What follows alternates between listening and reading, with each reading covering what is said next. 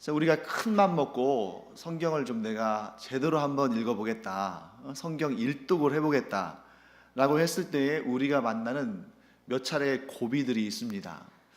뭐 창세기의 천지창조 이야기, 또 인간 창조, 또 범죄, 또 여러 뭐 아브라함 이야기, 또 다윗 이야기, 이런 얘기들을 읽을 때는 참 재미도 있고 은혜도 되고 정말 성경이 쑥쑥 잘 넘어가죠.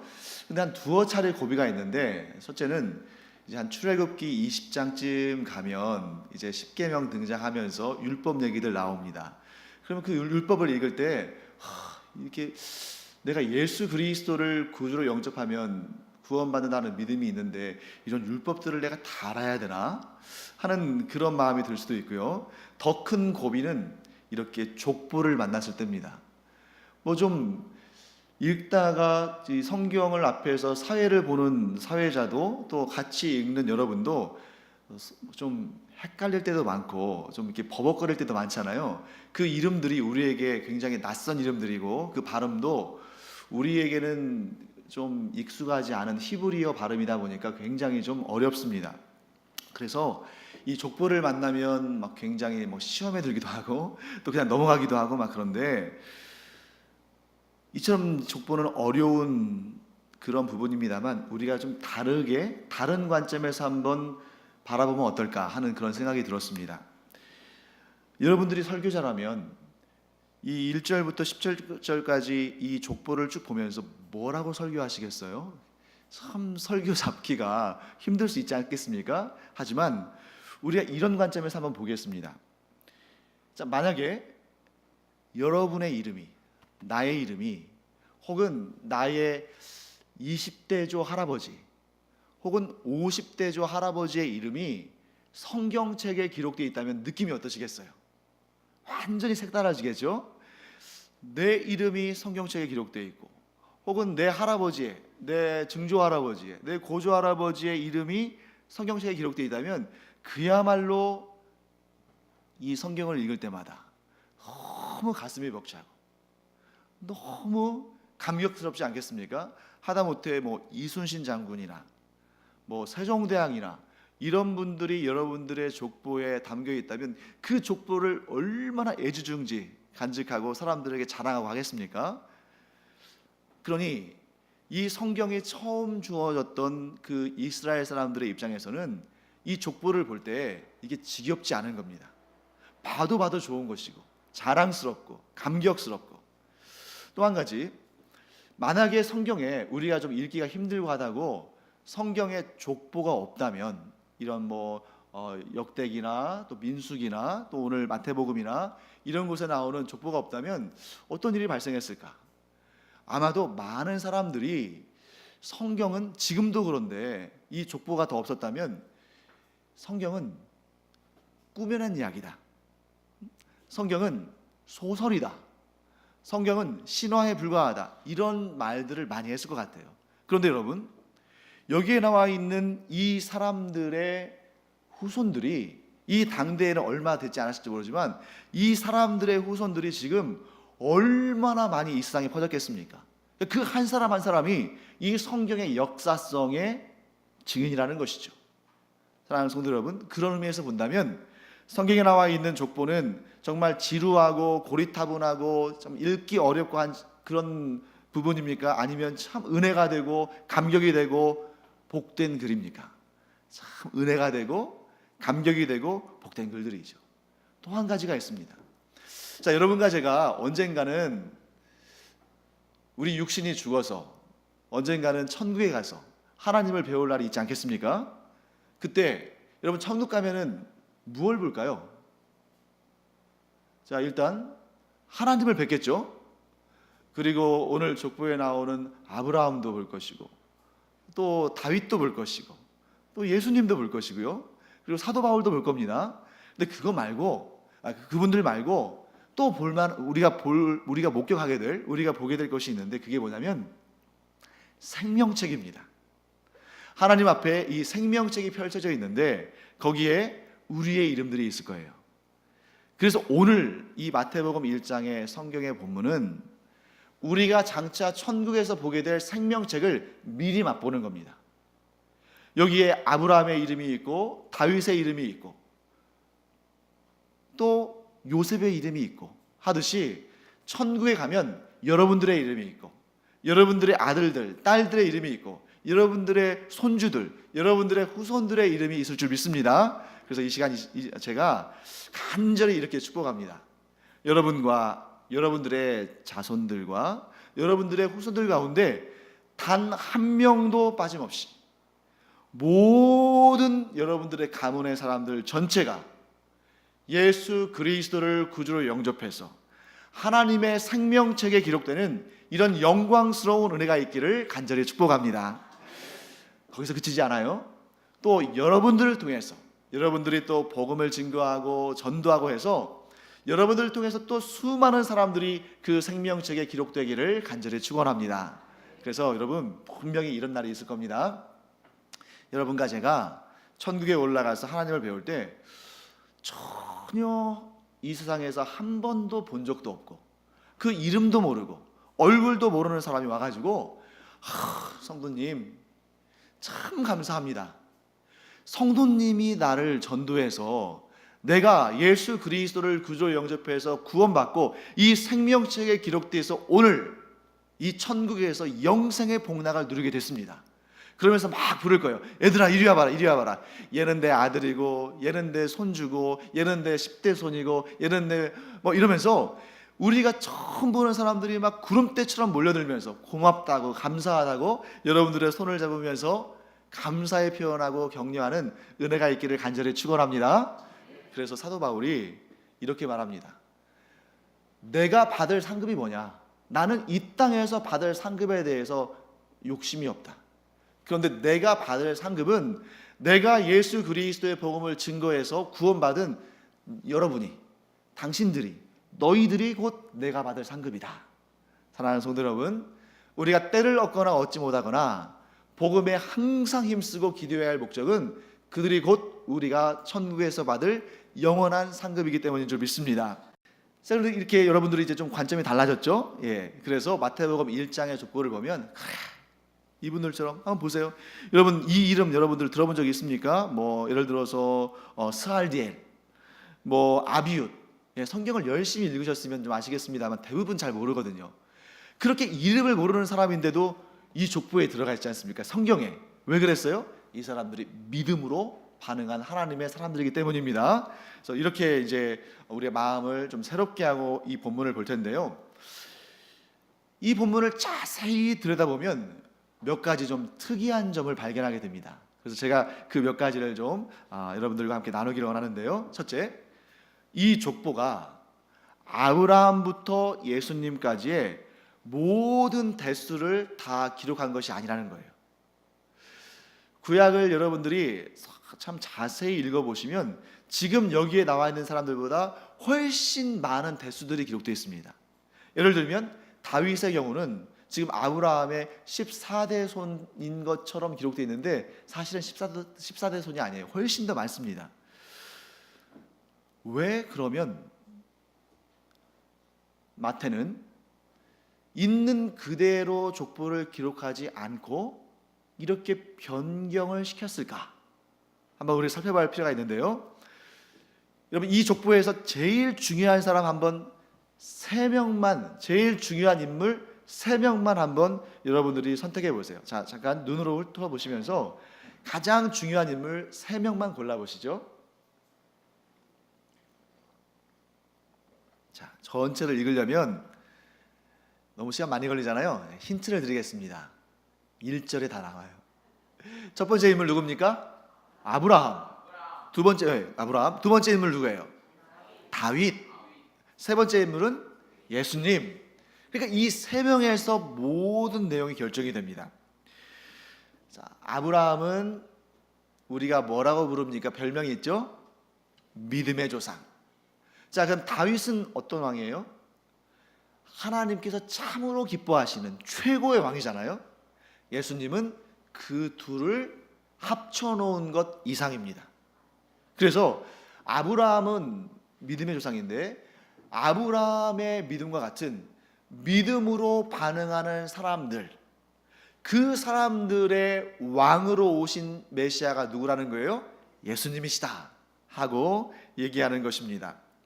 그래서 여러분, 지금 보시면 맨 마지막 부분, 오늘 본문의 마지막 부분을 보시면 아브라함부터 다윗까지가 14대다. 그리고 다윗 때까지가 14대다. 그리고 바벨론으로 사로잡혀간 후부터 그리스도까지 14대다. 이렇게 되어 있잖아요. 누가 봐도 이것은 인위적이고 자기적이죠. 실제로는 14대보다 훨씬 더 많은데 어떻게 이렇게 딱딱 맞아 떨어지겠어요? 14, 14, 14. 그건 뭘 의미하냐면 이 마태가 의도적으로 이 대수를 이렇게 정해서 편집해서 놓았다는 겁니다. 그러면 어떤 분들은 야, 이거 뭐 가짜 아니냐? 사실대로 써야지. 왜 이렇게 하느냐? 그것은 여러분, 사실이 아닌 것 없어요. 이건 뭐냐면 특별한 신학적인 목적을 위해서 이렇게 정리를 한 겁니다. 그러면 그 신학적인 목적이 뭐겠습니까? 바로 그겁니다. 아까 1절에 나왔죠. 믿음으로 말미암아 구원받는 자들의 왕으로 예수님이 오셨다 라는 것을 증명하기 위한 것이에요. 그러면 왜 14대씩 끊었을까요? 거기에도 의미가 있겠죠. 자, 여러분, 우리나라 한글을 창제한 인물이 누굽니까? 세종대왕이잖아요. 세종대왕이 한글을 창제했는데 그러면 우리나라의 숫자를 창제한 인물은 누굽니까? 숫자를 창제한 인물은 누구예요? 없잖아요. 그래서 세종대왕이 한글을 창제한 다음에도 숫자를 쓸 때는 한자를 쓰거나, 그리고 최근에 와서는 뭘 써요? 아라비아 숫자를 쓰죠. 한글로 되어 있는 숫자를 본 적이 있었습니까? 그냥 발음대로 적는 거죠. 1, 2, 3. 그렇지만 숫자 전용의 문자는 없습니다. 히브리어도 마찬가지예요. 히브리어도 문자는 있어요. 예를 들어서 아브라함을 쓸 수 있는 문자, 다윗을 쓸 수 있는 문자. 그런데 1, 2, 100, 1000 이렇게 숫자만을 쓸 수 있는 전용 숫자는 없는 겁니다. 그래서 이 히브리 사람들은 어떻게 했냐면 마치 이제 예를 들면 영어 알파벳의 첫 번째 문자가 뭡니까? A죠. A가 1인 거예요. B는 몇이겠습니까? 그렇죠. 여러분들이 천재네요. 아주 그냥 하나만 알려들어도 다 하네요. 1000개, 10,000개도 알겠죠. 그 이상도 아시겠죠? 네. 그러니까 히브리어의 첫 번째 문자는 알렙이라는 문자예요. 알렙이 1이 됩니다. 그리고 두 번째가 벳인데 벳이 2가 되는 거예요. 그래서 다윗이라는 이름을 히브리 문자로 쓰면 자음이 3개가 나오는데 그 중에 첫 번째 자음은 숫자로 4입니다. 두 번째 자음은 숫자로 6이에요. 세 번째 자음은 똑같이 앞에 거랑 똑같아요. 그러니까 여러분 상상해 보세요. 다위드 이렇게 되잖아요. 그래서 다위드. 그래서 첫 번째하고 세 번째가 같은 문자를 씁니다. 그래서 첫 번째 문자가 4, 두 번째 문자가 6. 그러면 세 번째 문자는 숫자로 몇일까요? 4죠. 똑같으니까. 그러면 4 더하기 6 더하기 4 하면 몇입니까? 14죠. 14 하면 이스라엘 사람들은 딱 아는 거예요. 다윗. 그래서 여러분 보시면 쭉 수를 세보시면 아브라함부터 계수했을 때 14번째 인물이 다윗이에요. 이것도 일부러 맞춘 겁니다. 왜요? 예수님께서 믿는 자들의 왕으로 오셨다는 것을 나타내고 상징하기 위해서 일부러 이렇게 만들어낸 것입니다. 이런 것들을 게마트리아라고 하는데, 그래서 성경에는 이런 내용들이 많아요. 문자를 통해서 숫자를 표시하는 것. 그래서 그 숫자가 동시에 그 어떠한 단어나 이러한 개념을 연상하게 하는 것, 이런 게마트리아들이 보입니다. 자, 그래서 여러분 뭐 그 깊은 내용까지 우리가 알 필요는 없지만 이 족보는 무슨 족보다? 믿음으로 말미암아 하나님의 자녀가 된 자들에게 누가 왕이시다? 예수님이 왕이시다 하는 것을 보여주는 것입니다. 자, 두 번째로 이 족보의 좀 특이한 부분을 한번 살펴볼 텐데요. 이 두 번째로 보이는 특징은 이 족보에 몇 명의 여성들이 등장한다는 겁니다. 자, 여러분 쭉 보시면 3절 말씀 보시면 유다가 누구에게서? 다말에게서. 이 다말 여자거든요. 또 5절에 또 2명 나옵니다. 살몬은 누구에게서? 라합에게서. 보아스는 누구에게서? 룻에게서. 그 다음에 6절에 다윗은 누구에게서? 우리아의 아내에게서. 그리고 16절에 요셉은 누구에게서? 마리아에게서.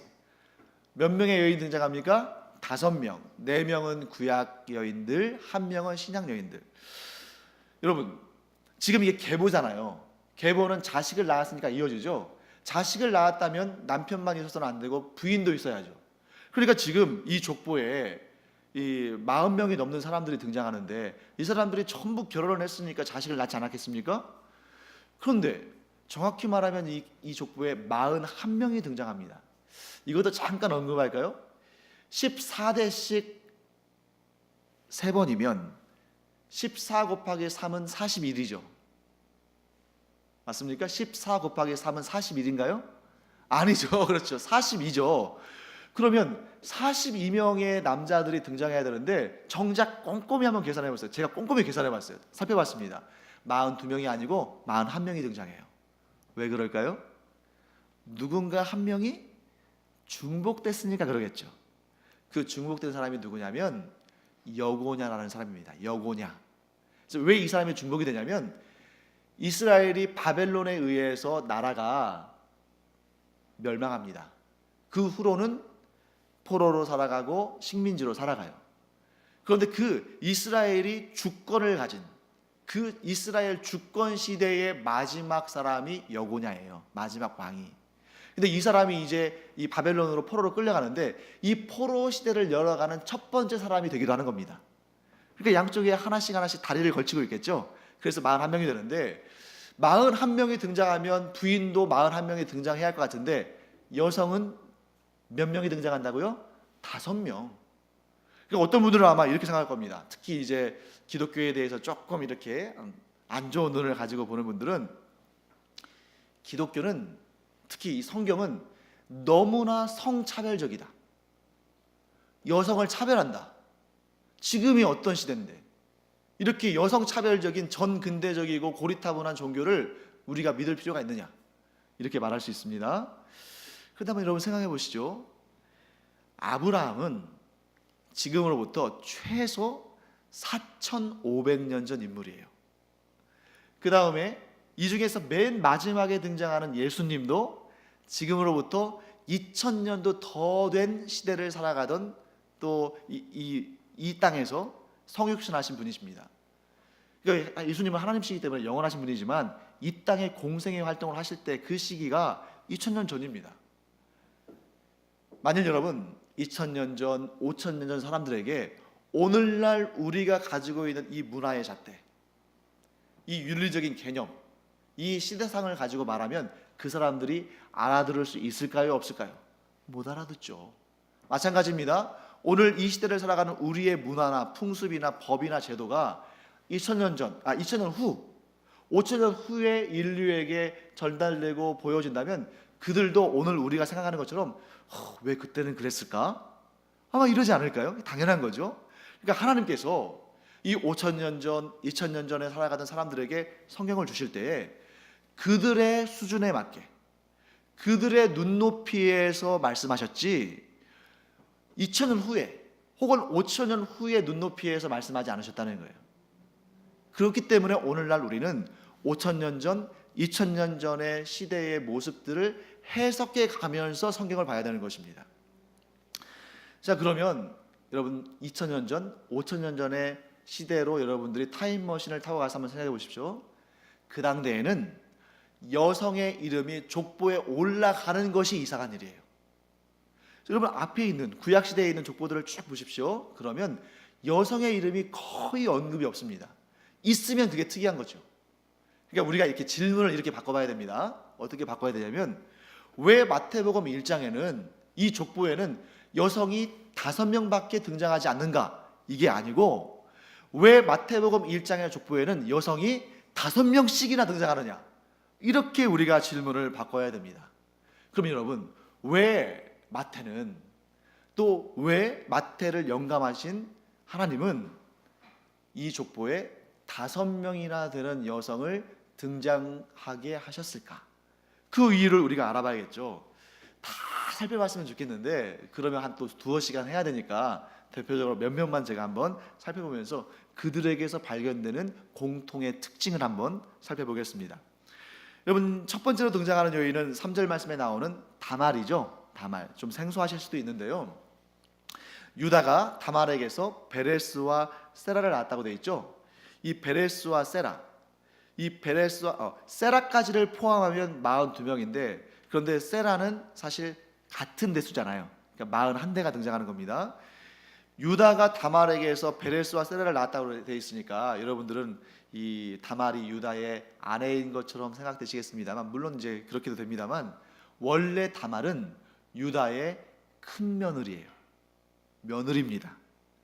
며느리가 시아버지에게서 자식을 낳은 거예요. 제가 처음에 이 창세기에서 유다와 다말에 관한 이야기를 본문을 읽을 때 너무 당황스러웠습니다. 그리고 어떻게 성경에 이런 얘기가 나올 수 있을까? 그리고 혹시 기독교인이 아닌 사람들이 이 본문을 볼까봐 막 덮어버리고 싶었어요. 막 감추고 싶었어요. 막 창피하기도 하고, 또 그 사람들이 이것을 빌미로 또 성경에 대해서 막 공격할까 봐서 이 본문은 좀 제발 좀 이렇게 좀 감춰졌으면 좋겠다. 왜 그러냐면, 다말이 유다의 첫째 며느리로 들어갑니다. 그런데 그 아들이 엘이라는 아들이었는데, 그 아들이 자식을 낳지 못하고, 정확히 말하면 아들을 낳지 못하고 일찍 죽어요. 이스라엘 전체에서 여러분이 성경을 읽다 보면 하나님께서 유난히 이스라엘 사람들 가운데 이 과부를 생각하시고 과부를 보호하신다는 그런 느낌을 받게 되죠. 왜 그러냐면, 이스라엘 사회 전체에서 사회적으로 가장 약자, 가장 고통스러운 자, 가장 문제가 많아서 이 문제를 자기 스스로 해결할 수 없는 이러한 사회적 약자가 누구냐면 바로 과부예요. 이 남편을 여인 이 아내가 그나마도 아들이 있으면, 손자가 있으면 그 가문에 이어지는 전통과 또 이 가문의 이 흐름과 재산을 보호받을 수가 있는데, 이 이스라엘의 땅은 기업이잖아요. 그 땅, 그 이스라엘 사람들의 기업은 남자에서 남자로만 이어지기 때문에 아들이 없고 손자가 없는 과부는 이 기업을, 이 땅을 가까운 친족에게 넘겨줘야 되는 겁니다.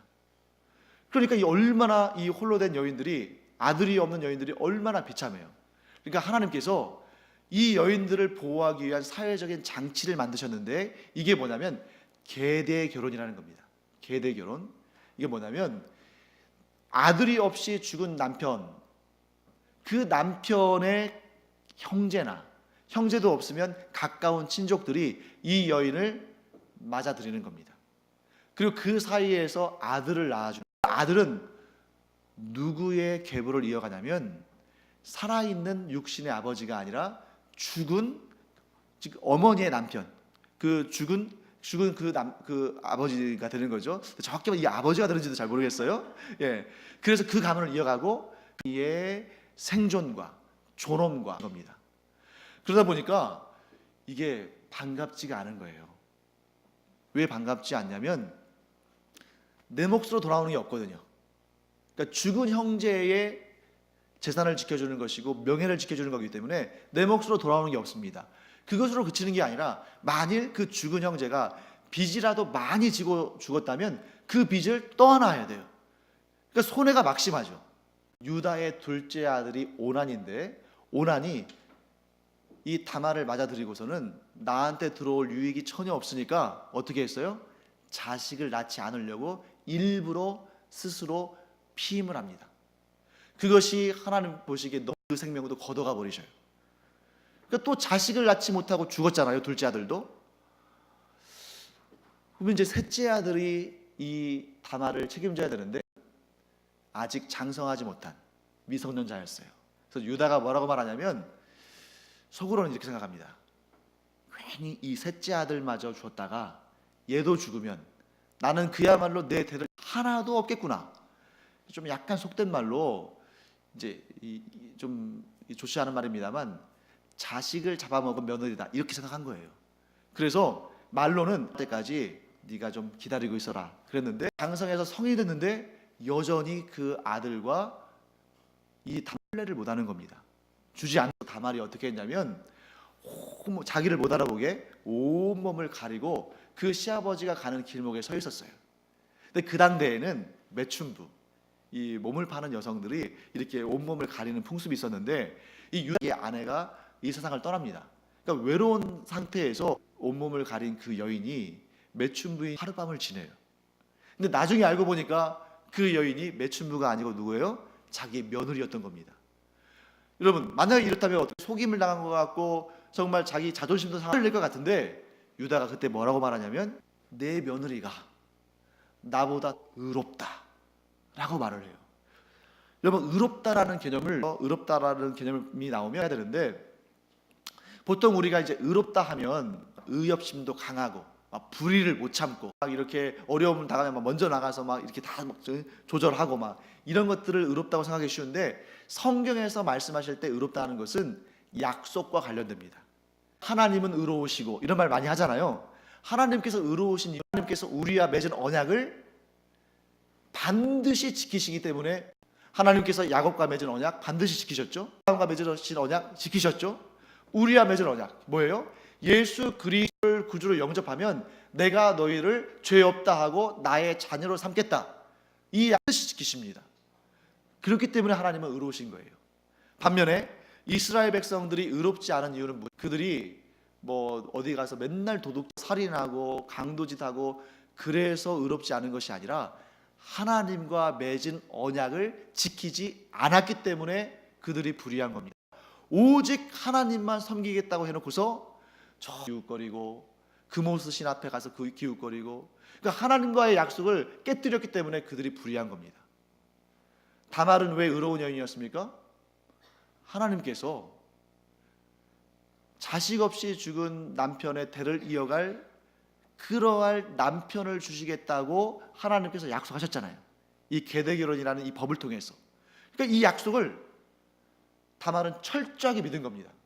그런데 그 시아버지가 그 약속을 안 지키니까 자기가 나서서 그 약속을 지켰어요. 그렇기 때문에 약속이 이루어진 겁니다. 그러므로 다말은 의로운 여인이에요. 그래서 유다가 뭐라고 말합니까?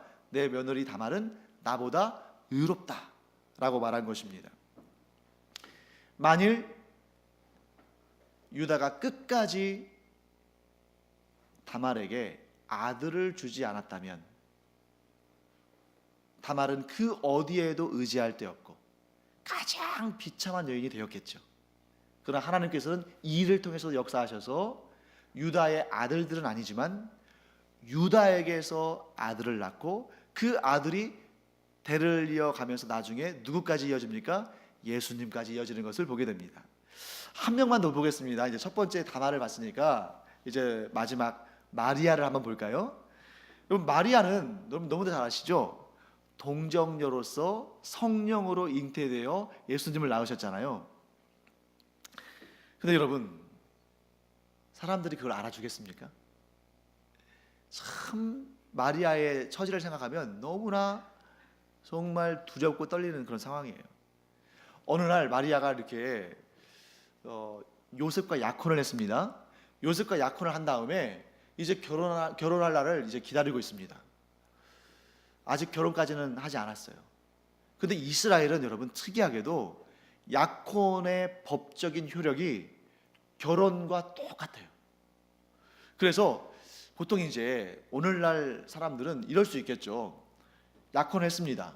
아직 결혼을 안 했어요. 그런데 그 여인이 임신을 했습니다. 그럼 어떻게 할까요? 약혼 파혼하면 되잖아요. 그렇죠? 약혼 파혼하면 되는 겁니다. 그런데 이스라엘은 약혼의 법적인 효력이 결혼과 같기 때문에 결혼하기 전에 임신했다 그러면 그냥 파혼하고 서로 각자의 길로 가면 되는 것이 아니라 간통죄를 묻는 거예요. 그리고 성경에서 율법에서 간통죄는 뭐예요? 돌로 쳐서 죽이는 형벌을 가합니다. 여러분 생각해 보십시오. 어느 날 가브리엘 천사가 마리아에게 와가지고 이렇게 말하죠. 네가 아기를 가질 것이다. 네가 아기를 가질 것이다. 그러니까 이제 마리아는 뭐라고 합니까? 제가 남자를 알지 못하는데, 즉 남자와 관계를 가진 적이 없는데 어떻게 아기를 낳습니까? 성령으로 되는 것이다. 여러분 얼마나 두렵겠습니까? 막 싫다고 막 저항하지 않았을까요? 왜냐하면 그렇게 해서 요셉과의 관계가 아닌 어떤 방법이든지 간에 임신을 하면 자기의 처지가 어떻게 될지를 너무나 잘 아는데, 이건 생명을 거는 일이잖아요. 그때 마리아가 뭐라고 말하냐면 이렇게 말합니다. 저는 주님의 여종입니다. 그러니 주님께서 말씀하신 대로 내게 이루어질 것입니다. 목숨을 건 순종입니다. 목숨을 건 믿음이에요. 왜냐하면 주님께서 이와 같은 일을 하실 때에는 나를 지켜주시고 나를 보호하시고 나를 살려주실 것이라는 믿음이 그 안에 있지 않았다면 감히 이런 믿음의 고백은 할 수 없는 것이죠. 그럼 여러분, 나머지 여인들은 다 마찬가지인데 이 여인들의 공통점은 뭐냐면, 어떤 분은 이렇게 해석하는 것을 제가 예전에 본 적도 있어요. 그게 뭐냐면, 이 마태복음은 신약을 열어가는 첫 번째 장이잖아요. 신약 시대에 기록됐는데 이스라엘 사람들은 이런 생각을 갖고 있습니다. 이스라엘 백성들은 구원받은 언약 백성이고 이방인들은 저주받은 죄인들이다. 그러므로 구원은 오직 어디에만? 이스라엘에게만 있다. 지금도 유대인들은 그렇게 생각할 겁니다. 그런데 이제 마태는 이제 신약의 사람이잖아요. 예수 그리스도의 그 제자고, 그러니까 이 구원이 이스라엘에만 머물지 아니하고 모든 민족에게로 전파된다. 자, 이런 관점을 설명하기 위해서 여기에 특별히 등장하는 여인들은 이방인들이다 라고 주장하는데, 그것은 여러분 잘못된 겁니다. 이 사실관계가 잘못됐어요. 여기에 나오는 5명의 여인 중에 물론 이제 다말, 이제 가나안이거든요. 그다음에 또 라합, 아모리 족속입니다. 그리고 룻, 모압 족속이에요. 이방인은 많은데 우리아의 아내인 밧세바는 자기 남편이 햇사람이라는 이방인입니다만 본인은 유다 지파예요. 마리아 역시 유다 지파예요. 그래서 이 본문에 등장하는 5명의 여인이 이방인들이다 라고 말하는 것은 그 마음은 구원이 이스라엘에만 머무는 것이 아니라 모든 족속에게 전파된다라는, 그걸 강조하기 싶은 그 마음은 이해가 됩니다만 사실은 그렇지 않은 거예요. 그러면 이제 우리가 이 5명의 여인들의 공통점을 찾아야죠. 이방인도 있고 유대인도 있는데 공통점은 뭐냐면, 이 여인들은 스스로는 도저히 살 수 없는 인생의 가장 비참한 상황 가운데 있던 여인들이라는 겁니다. 남편이 죽었어요. 이들이 지금 전부 남편이 죽거나 혹은 뭐 라합 같은 경우에는 이방 기생이었거나, 또 마리아와 같은 경우에는 남편이 죽은 것은 아니지만 간통죄로 몰려가지고 돌에 맞아 죽을 그런 처지에 있는 거잖아요. 그러니까 도저히 여인 혼자, 이 연약한 여인 혼자는 도무지 살 수 없는, 그것도 오늘날 시대에도 힘든 삶인데 2000년 전, 5000년 전에는 도무지 스스로는 그 삶의 생존을 유지할 수 없는 그러한 가장 처참한 지경에 처해 있던 여인들이라는 것입니다. 이 여인들은 누가 도움의 손길을 내밀지 않으면 죽을 수밖에 없는 여인이고, 누가 존귀하게 여겨주지 않으면 사회적으로 매장당할 수밖에 없는, 심지어 자신의 육신의 목숨마저도 빼앗길 수밖에 없는 그런 여인들이었어요. 그럼 여러분, 이 여인들이 그렇게 비참한, 그 누구와 비교해도 가장 비참한 처지에 있었기 때문에 이 믿음의 족보에 기록됐을까요? 아니죠. 그러한 비참한 처지에 있는 여인들이 어떻게 이 5명밖에 없겠어요? 얼마든지 더 있겠죠. 진짜 중요한 것은 그 다음입니다. 정말 처절하게 비참한 처지에 있었음에도 불구하고 이 여인들은 한결같이 믿음으로 반응한 여인들이었습니다. 내가 이렇게 비참한 처지에 있지만 하나님은 나를 도우신다. 분명히 하나님은 나에게 구원자를 보내실 것이다. 하나님께서 나를 도우셔서 나를 살아나게 하실 것이다. 나를 높여주실 것이다. 나의 계보가 이어가게 하실 것이다. 라는 믿음을 그 여인들이 가졌다는 것입니다. 그러므로 이 족보는 그야말로 믿음의 족보이고, 그 족보 가운데 반짝반짝 빛나는 이 5명의 여인들은 사람들 보기에는 손가락질할 만하고 비참하고 처절하고 낙심할 만하고 고통스러운 인생이지만, 하나님께서 저들을 반짝반짝 빛나는 5개의 별로 이 족보에 박아놓으신 거예요. 사랑하는 성도 여러분, 하나님은 역전의 하나님이십니다. 가장 비참했던 그 여인들이 메시아의 조상이라는 가장 찬란한 인생의 역전을 경험했어요. 하나님께서 하신 일입니다. 그런데 하나님께서 아무리 원하셔도 이 여인들이 믿음으로 반응하지 않았더라면 그 영광은 다른 사람들에게 넘어갔을 겁니다. 그러나 이 여인들이 자신의 가장 처절한, 그래서 도무지 스스로는 감당할 수 없는 인생의 무게를 지고 있었지만, 그 상황에서도 절망하지 아니하고 포기하지 아니하고 실족하지 아니하고 하나님만을 구원자로 모시고 의지하고 간구했더니 하나님께서 인생의 대역전의 역사를 이루신 것을 봅니다. 사랑하는 성도 여러분, 여러분과 제가 하나님의 은혜를 가장 많이 경험했던 때가 언젠가 한번 기억해 보세요. 제가 여러분들의 인생을 다 한 분 한 분 알지 못하지만 아마 여러분들은 기억하실 겁니다. 내가 하나님의 은혜를 가장 많이 경험했던 그때는 내가 가장 약했을 때, 내가 가장 괴로웠을 때, 내가 가장 낙심했을 때, 내가 가장 실족했던 그때에 하나님의 구원 역사가 가장 힘있게 일어났고 가장 놀랍게 일어났을 것입니다.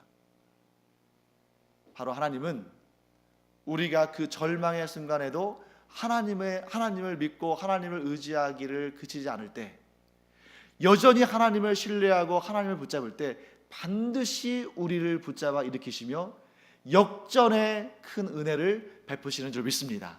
오늘 살아가면서 여러분과 제가 잘 될 때나 잘 되지 않을 때나, 형통할 때나 형통하지 않을 때나, 아플 때나 건강할 때나, 성공할 때나 실패할 때나 모든 순간에 하나님을 의지하고 하나님의 역사하심을 경험하는 은혜를 누리기를 간절히 축원합니다.